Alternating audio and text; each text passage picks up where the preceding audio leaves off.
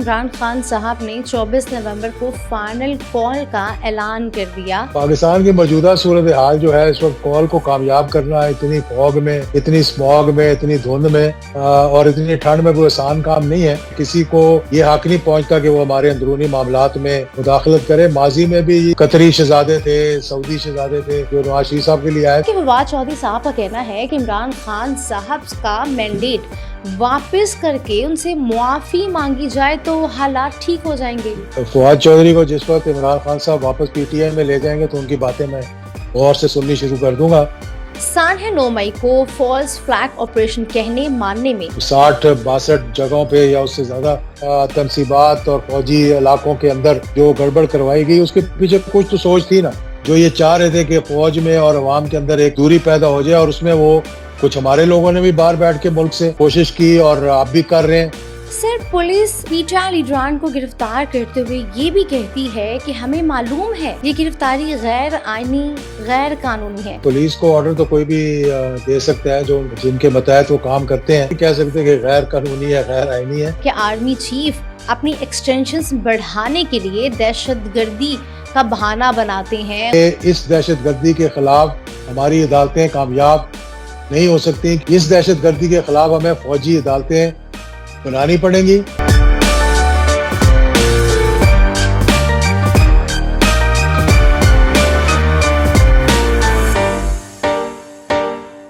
Hello everyone, you're watching Front Foot Podcast and I'm your host खुशबू अफजाल। नाज़रीन, आज के हमारे पॉडकास्ट के जो गेस्ट हैं वो है मुस्लिम लीग ज़िया के सरबराह एजाजुल हक साहब। उनको वेलकम करने से पहले आपसे हम कहेंगे कि इस वीडियो को लाइक कर दें, चैनल को सब्सक्राइब कर दें ताकि आप भी खबरी डिजिटल फैमिली का हिस्सा बन सकें। सर, सबसे पहले बताइएगा कि इमरान खान साहब ने 24 नवंबर को फाइनल कॉल का ऐलान कर दिया। आप सीनियर सियासतदान हैं, इस हवाले से क्या देखते हैं आप? देखिए, ये कॉल्स तो पहली मरतबा तो नहीं थी। उन्होंने कॉलें होती रही हैं, जलसे भी होते रहे हैं। स्वाबी में अभी रिसेंटली उनका जलसा हुआ है और इसी तरह से पंजाब में भी हुआ था और एक दो और भी इस्लामाबाद तक पहुंचने की कोशिश की थी। पाकिस्तान की मौजूदा सूरत हाल जो है इस वक्त क्लाइमेट समझ लें आप, तो इसमें ये कॉल को कामयाब करना इतनी फॉग में, इतनी स्मॉग में, इतनी धुंध में और इतनी ठंड में कोई आसान काम नहीं है। मेरा ख्याल है कि ये बस प्रेशर बिल्डिंग टैक्टिक्स हैं और अपोजिशन हमेशा ये करती रहती है और इसमें मतलब अपोजिशन का हक है वो जलसे जुलूस करे, कॉल दे, लेकिन कॉलें देने से आज तक कभी कोई हुकूमत ख़त्म नहीं हुई जब तक कि एक मूवमेंट कोई ऐसी ना चले जिसमें कि नज़रिया लोगों का शामिल हो।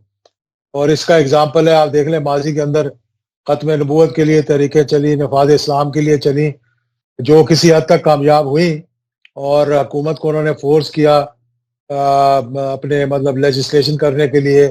फिर एक मरतबा हुकूमत जो है वो ख़त्म भी हुई 1977 में उसी तहरीक के उसमें, लेकिन वो तहरीक चलाने के लिए जज्बाती आइडियोलॉजी, नज़रिया उसके पीछे होना चाहिए। वो सियासी तौर पे मेरा नहीं ख्याल कि मूवमेंट इतनी लंबी चौड़ी चल सकती है।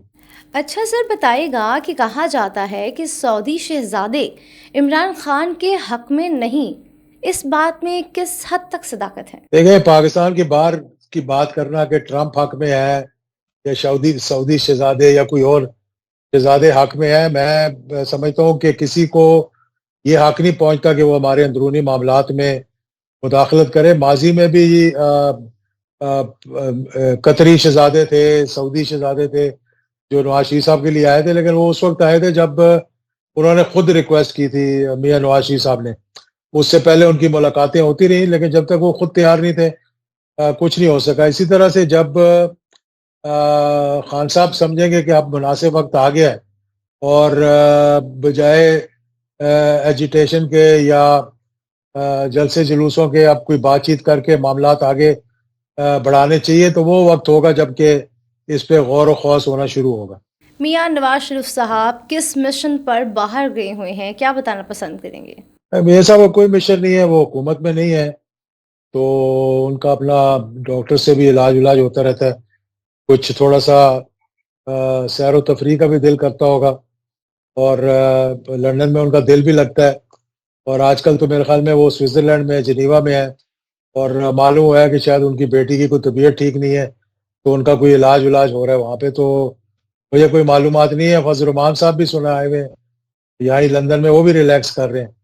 سر پولیس پیٹر لیڈران کو گرفتار کرتے ہوئے یہ بھی کہتی ہے کہ ہمیں معلوم ہے یہ گرفتاری غیر آئینی غیر قانونی ہے، تو کیا آپ بتانا پسند کریں گے یہ کون لوگ ہیں جو اس طرح کے آرڈرز پولیس کو دے رہے ہیں جو کہ غیر آئینی غیر قانونی ہے؟ دیکھیں، پولیس کو آرڈر تو کوئی بھی دے سکتا ہے، جو جن کے متحد وہ کام کرتے ہیں وہ آرڈر دے سکتا ہے، پر یہ نہیں کہہ سکتے کہ غیر قانونی ہے غیر آئینی ہے.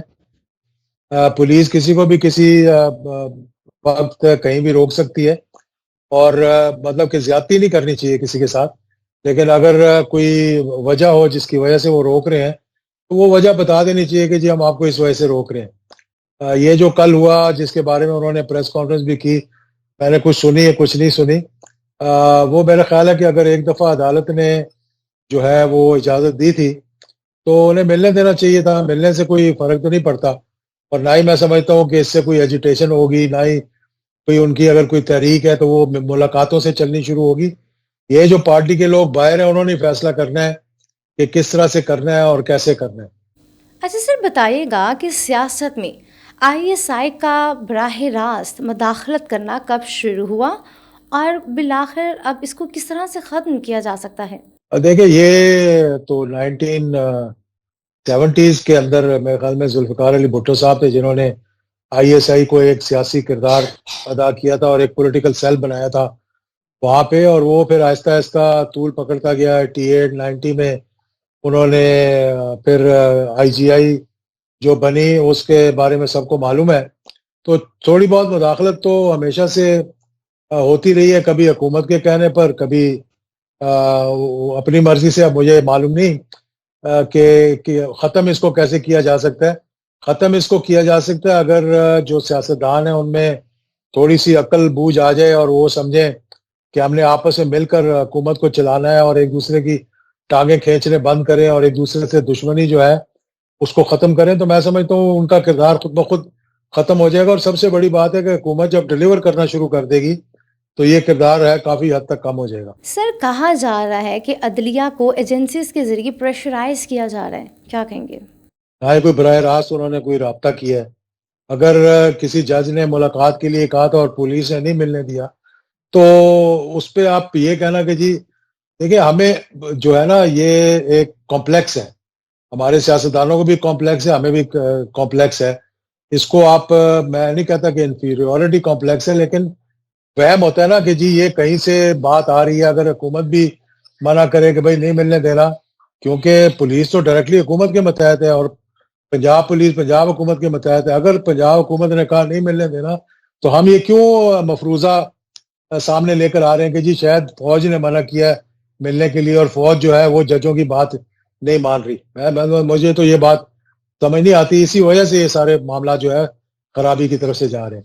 اچھا سر، بتائیے گا کہ اس وقت عوام کی سب سے بڑی جماعت کو بندوق کے ذریعے دیوار کے ساتھ لگایا جا رہا ہے، کیا کہیں گے؟ دیکھیں، بڑی جماعت ایک یہ ہے کہ لوگوں کا انکلینیشن اس جماعت کی طرف ہے، لیکن اس بڑی جماعت کا آپ اندازہ کس لحاظ سے کر رہی ہیں؟ کیا ان کی جو سیٹیں ہیں پارلیمنٹ کے اندر، یا جو ان کے جلسے جلوس کامیاب ہو رہے ہیں، یا عوام سڑکوں پہ نکل آئی ہے ان کے لیے؟ ہر جماعت جو ہے جب اپوزیشن میں ہوتی ہے سمجھتی کہ میں ہی ملک کی سب سے بڑی جماعت ہوں. میرا خیال ہے کہ اپوزیشن کو چاہیے کہ وہ ایک پارلیمنٹ کے اندر اپنا ایک مثبت کردار ادا کریں، اور غیر سیاسی جب سٹیپس اٹھائیں گے، قدم اٹھائیں گے تو اس سے نقصان ہوتا ہے. جس طرح ماضی کے اندر قومی اسمبلی کو توڑا گیا، پنجاب اسمبلی کو توڑا گیا، کے پی کے کی اسمبلی کو توڑا گیا، اگر وہی اس وقت نہ توڑتے اندر بیٹھے رہتے تو شاید ان کی باری جلدی آ جاتی. سانحہ 9 مئی کو فالس فلیگ آپریشن کہنے ماننے میں آپ کتنی حقیقت سمجھتے ہیں، بتائیے گا؟ لیکن یہ تھا تو صحیح نا، ایک 60-62 جگہوں پہ یا اس سے زیادہ جگہوں پہ یکمشت فوجی تنصیبات اور فوجی علاقوں کے اندر جو گڑبڑ کروائی گئی، اس کے پیچھے کچھ تو سوچ تھی نا. میں نہیں کہتا کہ کسی ایک پرٹیکولر شخص کی یا کسی شخصیت کی تھی، میں یہ کہتا ہوں کہ یہ ایک سوچ ہے جس کو ڈیولپ کیا گیا سوشل میڈیا کے ذریعے، جو 5th جنریشن وارفیئر جس کو کہتے ہیں، کہ فوج کو مطلب اداروں کو اور عوام کو دور کروا دیں. اس میں چاہے ہمارے اپنے لوگ 10% ہوں گے، 90% اس کے اندر ہمارے دشمن ہوں گے، جو یہ چاہ رہے تھے کہ فوج میں اور عوام کے اندر ایک دوری پیدا ہو جائے. اور اس میں وہ کچھ ہمارے لوگوں نے بھی باہر بیٹھ کے ملک سے کوشش کی، اور آپ بھی کر رہے ہیں. مطلب ان کا شروع جو ہے وہ سوشل میڈیا پہ ہوتا ہے فوج کے خلاف، اور ختم ہوتا ہے فوج کے خلاف، اور باہر بیٹھ کر، یہ بھی نہیں کہ پاکستان کے اندر آ کر بات کریں. تو یہ چیزیں جو ہے، یہ میں سمجھتا ہوں کہ جو یہ کر رہا ہے وہ دوریاں پیدا کر رہا ہے، وہ پاکستان کے لیے نہیں بہتری کر رہا، وہ ہمارے دشمنوں کے لیے بہتری کر رہا ہے. سر یہ بات بڑی زبان زد عام ہے کہ آرمی چیف اپنی ایکسٹینشنز بڑھانے کے لیے دہشت گردی کا بہانہ بناتے ہیں، اس کی وجوہات لوگوں کو بتاتے ہیں. تو اس خبر میں، ان باتوں میں کس حد تک سچائی ہے؟ دیکھیں، یہ ایک بڑی لمبی چوڑی بحث ہے جس میں آپ پڑھنا چاہتی ہیں، نہ میں پڑھنا چاہتا ہوں. ایک چیز ہے جس کو پارلیمنٹ نے کیا ہے، جو پارلیمنٹ کا حق تھا. میں وہاں پہ نہیں موجود تھا، میں باہر ہوں ملک سے، لیکن جو کچھ وہ ہوا ہے وہ ایک آئینی طریقے سے ہوا ہے. اگر کسی نے چیلنج کرنا ہے اس کو تو سپریم کورٹ ان کے پاس موجود ہے، وہ سپریم کورٹ میں جا کے اس کو چیلنج کر سکتے ہیں. دوسری بات جو آپ نے کی ہے نا، یہ بڑی امپورٹنٹ ہے کہ ملک کے اندر اس وقت جو دہشت گردی ہو رہی ہے KPK کے اندر، بلوچستان کے اندر اور دیگر علاقوں کے اندر، اس کا احاطہ کرنے کی ضرورت ہے. اور اس کا احاطہ جب ہو سکتا ہے کہ پوری قوم ایک پیج پہ ہو، ادارے اور پارلیمنٹ اور جوڈیشری ایک پیج پہ ہوں. افسوس اس بات کا ہے کہ ہم ایک پیج پہ نہیں ہیں. ہم جو ملک کے لیے بہتری بھی ہوتی ہے نا، اس کو بھی کسی نہ کسی بہانے سمجھتے ہیں کہ یہ اگلا شخص شاید اس سے کوئی اپنے اختیارات میں اضافہ کرنے کے لیے کر رہا ہے. میں یہ سمجھتا ہوں، اور میں بڑا کھل کے یہ بات کروں گا، کہ اس دہشت گردی کے خلاف ہماری عدالتیں کامیاب نہیں ہو سکتی، کیونکہ وٹنس پروٹیکشن نہیں ہے. اس دہشت گردی کے خلاف ہمیں فوجی عدالتیں بنانی پڑیں گی، چاہے آج بنائیں چاہے کچھ عرصے کے بعد بنائیں، اور ان کے اندر ایک قدغن لگانی پڑے گی، جس سے کہ کسی سیاستدان کو یہ خدشہ نہ ہو کہ شاید میرے خلاف یہ ہو رہا ہے. تو یا پولیٹیشنز کو پکڑا جائے گا یا عام شہری کو پکڑا جائے گا. وہ قدغنے لگا کے ایک سن سیٹ اس کے ساتھ، جس طرح کہ APS کے بعد ہوا تھا، ہمیں اب بھی وہ کرنا پڑے گا.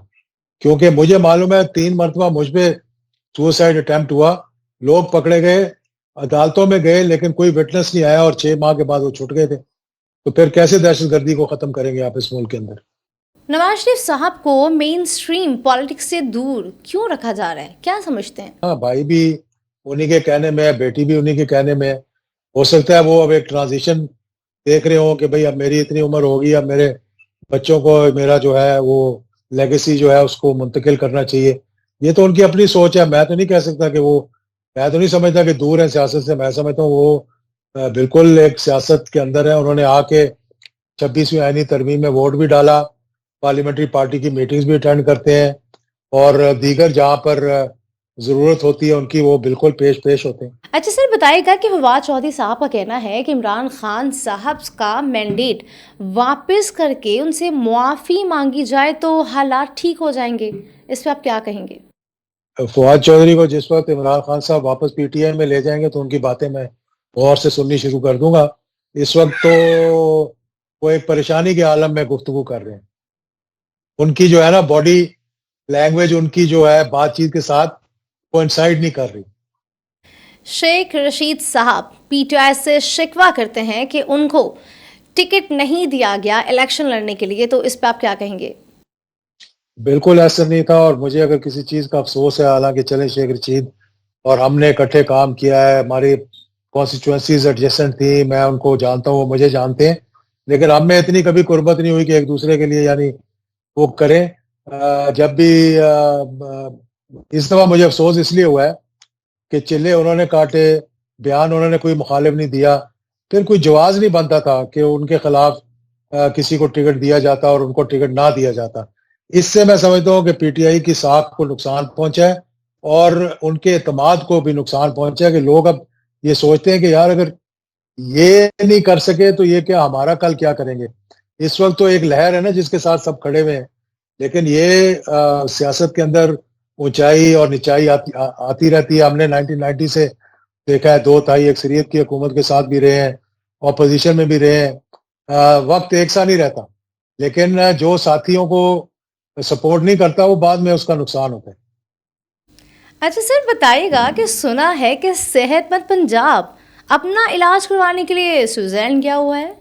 دیکھیے بڑا افسوسناک بات ہے. میں سمجھتا ہوں کہ اگر تو کوئی علاج کے لیے گیا ہے وہ علاج کے لیے جانا چاہیے, لیکن ساتھ اپنے وزراء اور سینئر افسروں کو لے جانے کا کوئی تک نہیں بنتا میرے خیال میں اس وقت, جبکہ اسموگ کے یہ حالات ہیں کہ دنیا کا بدترین شہر جو ہے وہ پنجاب کے اندر آ رہے ہیں.